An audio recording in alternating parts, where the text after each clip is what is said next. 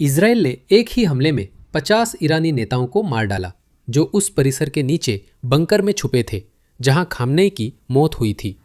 उनकी सोच सीधी थी। उन्हें लगा कोई नहीं सोचेगा कि वे वहीं लौटेंगे जहां से युद्ध शुरू हुआ था, लेकिन वे गलत साबित हुए और इसकी भारी कीमत चुकानी पड़ी। 50 अधिकारी 50 सेकंड में मारे गए। ये है वो क्लिप जो इजरायली वायुसेना ने जारी की।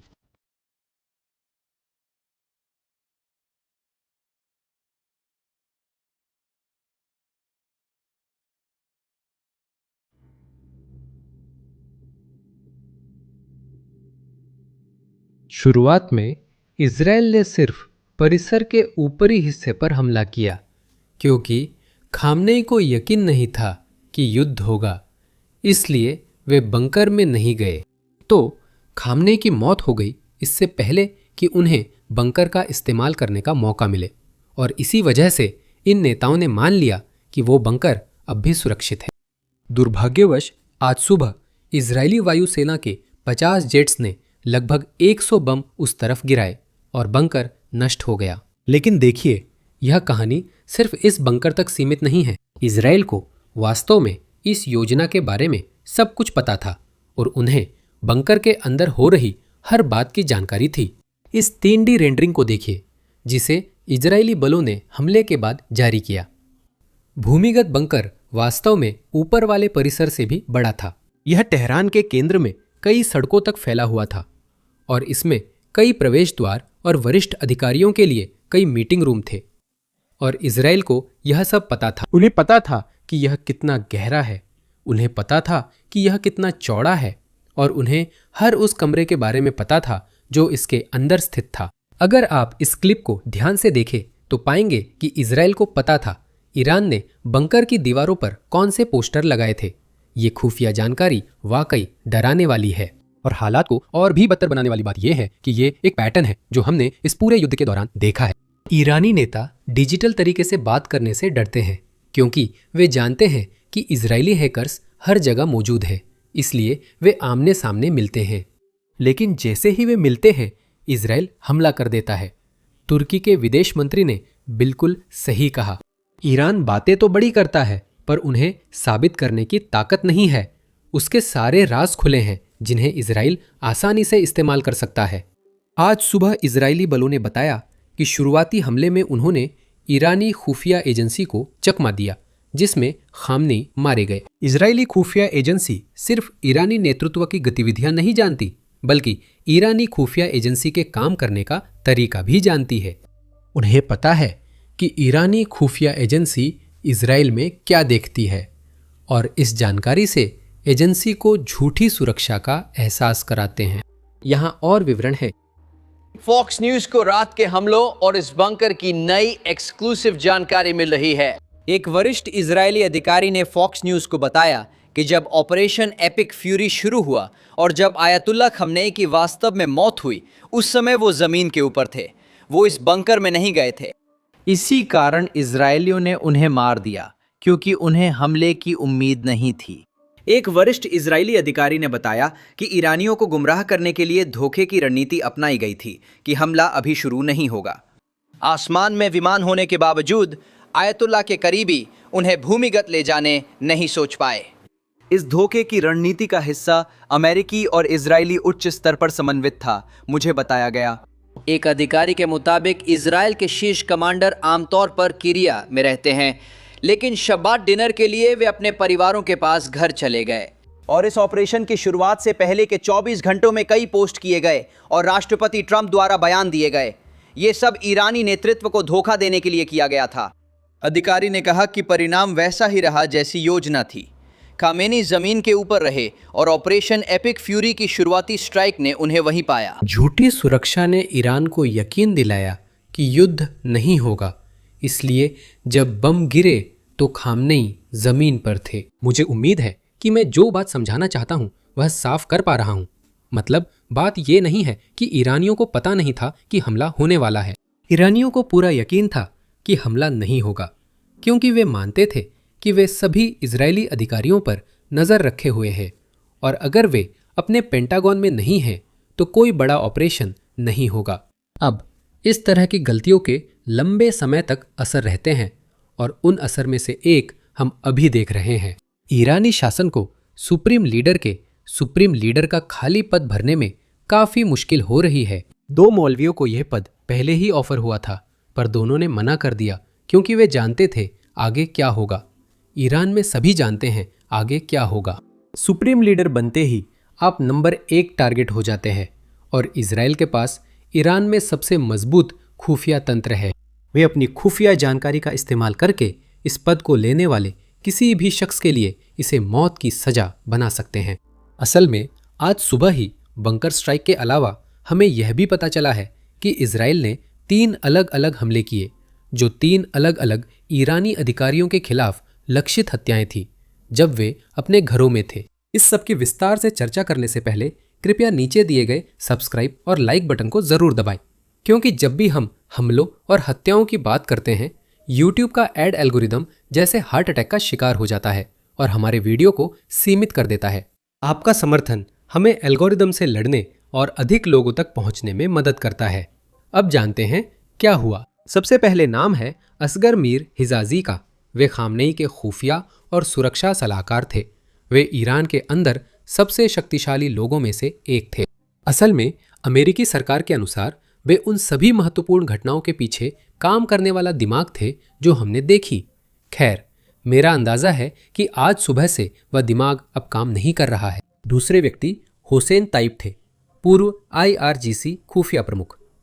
रिपोर्ट्स के अनुसार आज सुबह उनके घर पर हमला हुआ।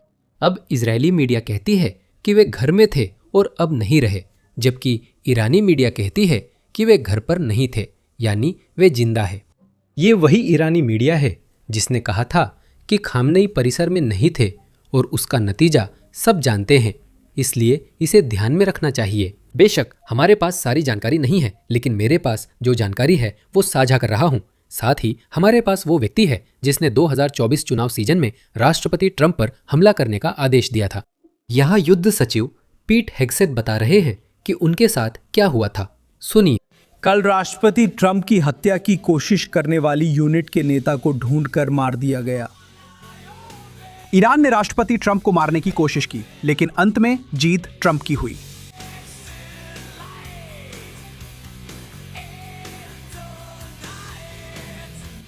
मैं शिकारी था और अब भी मैं ही शिकारी हूं।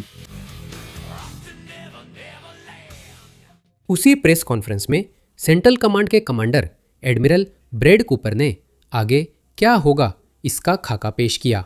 मतलब इस युद्ध का दूसरा चरण क्या है। पहला कदम था ईरान की वायु रक्षा प्रणाली को नष्ट करने की कोशिश करना और उनके पास जो बैलिस्टिक मिसाइल क्षमताएं हैं उन्हें नष्ट करना।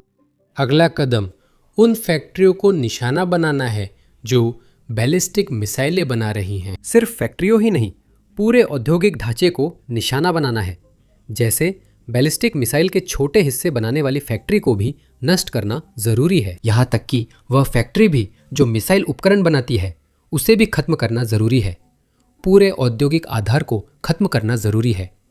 ये रहा वो बयान। राष्ट्रपति ने हमें ईरान के बैलिस्टिक मिसाइल औद्योगिक आधार को पूरी तरह नष्ट करने या जमींदोज करने की जिम्मेदारी दी है। तो हम सिर्फ उनके पास जो है उसे ही नष्ट नहीं कर रहे, बल्कि हम उनकी दोबारा निर्माण करने की क्षमता को भी नष्ट कर रहे हैं। और जैसे ही हम इस ऑपरेशन के अगले चरण में प्रवेश कर रहे हैं, हम व्यवस्थित रूप से ईरान की मिसाइल उत्पादन क्षमता को भविष्य के लिए खत्म कर देंगे और ये प्रक्रिया पूरी तरह से जारी है। इसमें थोड़ा समय लगेगा, लेकिन जैसा कि सचिव ने कहा, हमारी सेनाएं पूरी तरह से सुसज्जित हैं और हम इस मिशन को निर्णायक रूप से अंजाम देने के लिए पूरी तरह तैयार हैं। हमारी संयुक्त सेनाओं ने पिछले कुछ दिनों में ईरान की वायु रक्षा प्रणालियों को लगातार नष्ट किया है और वे और अधिक प्रणालियों को खत्म करने के लिए लगातार खोज कर रही हैं। हमारे वायु रक्षा कर्मी पूरी क्षमता से काम कर रहे हैं। मैं क्षेत्र में साझेदारों के साथ मिलकर मध्य पूर्व के इतिहास का सबसे एकीकृत वायु रक्षा नेटवर्क प्रदान करने पर इससे अधिक गर्वित नहीं हो सकता। हम जीतने को लड़ रहे हैं। फिर एडमिरल कूपर ने भी हमें बताया कि क्या हुआ था। युद्ध के पहले 4 दिनों में अमेरिकी सेना ने क्या हासिल किया है, खासकर कल अमेरिकी समय में हुई प्रेस कॉन्फ्रेंस के बाद पिछले 24 घंटों पर ध्यान दे। सुनिए।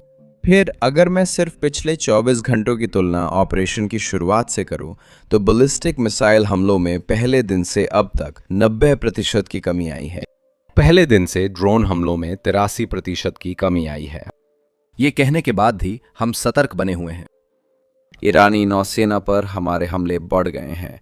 राष्ट्रपति ने पहले कहा था कि हमने 24 जहाज डुबोए या नष्ट किए हैं। अब ये संख्या 30 से ज्यादा हो गई है। पिछले कुछ घंटों में हमने एक ईरानी ड्रोन कैरियर जहाज को निशाना बनाया जो द्वितीय विश्व युद्ध के विमान वाहक पोत जितना बड़ा था, और इस समय वो जल रहा है।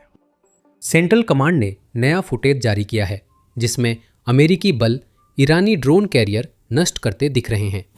मैं एक सुधार करना चाहता हूं। पहले बताया था कि इस कैरियर को अमेरिकी नौसेना ने डुबोया था, जो गलत था। अमेरिकी नौसेना ने पहले इस कैरियर पर हमला किया था, तब ये केवल क्षतिग्रस्त हुआ था, डूबा नहीं था। अब हमारे पास इसका डूबने का वीडियो सबूत है जिससे इसकी पुष्टि हो गई है। अब इस जहाज की थोड़ी पृष्ठभूमि। यह व्यावसायिक जहाज था जिसे ईरान ने मोबाइल ड्रोन प्लेटफॉर्म बना दिया था और वे इसकी बार बार डींगे मारते थे। अब ये 30 ईरानी जहाज़ों में से एक है जो समुद्र में डूबा है। इसके बाद सचिव हेक्सेट ने पुष्टि की कि तीव्रता और बढ़ेगी, जिसका कारण स्पष्ट है। अमेरिका और इजराइल ईरानी आसमान पर लगभग पूरी तरह हवाई वर्चस्व पाने के करीब है, और इसका मतलब है कि अमेरिका योजना के अगले चरण का समर्थन करने के लिए और अधिक सामरिक विमान भेज रहा है।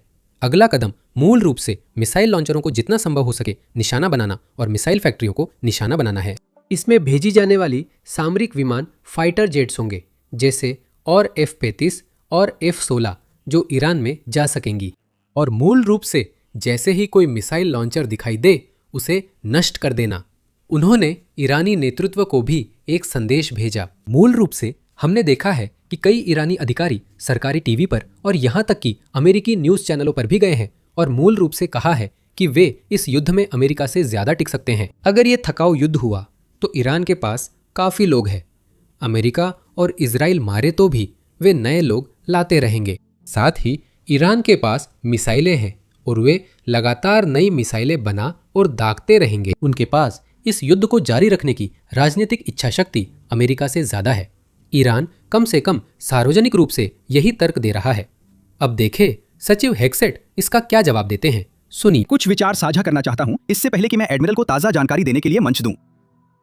ईरान को उम्मीद है कि हम इसे जारी नहीं रख पाएंगे, जो कि ईरान में IRGC के लिए एक बहुत बड़ी गलत अनुमान है। देखिए, यहां अमेरिकी इच्छा शक्ति की कमी नहीं है। हम अपने शहीदों को याद कर उनका सम्मान करते हैं, उन 6 लोगों को भी जिनकी डोवर में हम जल्द अगवानी करेंगे, जिन्होंने देश के लिए सब कुछ दिया। हम उन्हें याद करते हैं, लेकिन हम उन्हें याद करते हैं इस मिशन के प्रति खुद को और भी अधिक समर्पित करके। हमारे मिशन के उद्देश्यों के प्रति हमारी प्रतिबद्धता और भी बढ़ती जाती है जैसे जैसे हमारे बढ़त बढ़ते जाते हैं। हमारे पास गोला बारूद की कोई कमी नहीं है। हमारे पास रक्षात्मक और आक्रामक हथियारों का भंडार है जिससे हम इस अभियान को जितनी देर तक चाहें जारी रख सकते हैं। जैसे जैसे हमारा फायदा बढ़ता है वैसे वैसे गोला बारूद की स्थिति भी बढ़ती है। हमारी क्षमताएं, हमने अभी अभी निर्णायक रूप से लड़ना शुरू किया है। एडमिरल कूपर से सुनने का मौका मिला है।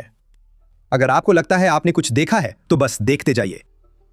जितनी युद्ध शक्ति अभी भी आ रही है जो हम ईरान पर दिखा सकते हैं, वह हमारी क्षमताओं और इजरायली डिफेंस फोर्सेस की क्षमताओं को जोड़ने पर वर्तमान से कई गुना ज्यादा होगी। और हमारे पास अधिकारों की कोई कमी नहीं है। यह बयान शायद राष्ट्रपति ट्रंप की आगे कही बात के लिए भूमिका थी। उन्होंने ईरानी राजनयिकों से अपील की कि वे पाला बदले, शरण मांगे, पद छोड़े और शासन या नेतृत्व परिवर्तन के लिए अमेरिका का साथ दे। यह जितना सुनने में लगता है उतना यथार्थवादी नहीं है। जनवरी के विरोध में यूरोपीय दूतावास में मौजूद 2 ईरानी राजनयिक बगावत कर स्विट्जरलैंड चले गए थे। उन्होंने ईरान लौटने के बजाय शरण मांगी, शायद क्योंकि उन्हें लगा शासन बच नहीं पाएगा। इसका मतलब है कि अब भी कुछ राजनयिक, खासकर अमेरिका के अभियान के बाद, शासन के लिए काम करते हुए यही सोच रहे होंगे। इसी कारण राष्ट्रपति ट्रंप संदेश दे रहे हैं। कमाल है। मैं फिर ईरानी रेवोल्यूशनरी गार्ड, सेना और पुलिस से अपील करता हूं कि वे हथियार डाल दें, वरना मारे जाएंगे। और अब समय आ गया है कि आप ईरानी जनता के लिए खड़े हों और अपने देश को वापस लेने में मदद करें। इतने सालों बाद आपको अपना देश वापस लेने का मौका मिलेगा। माफ़ी स्वीकार करें, हम आपको माफ़ी देंगे और हम आपको सच में इतिहास का सही पक्ष देंगे, क्योंकि यही सच है।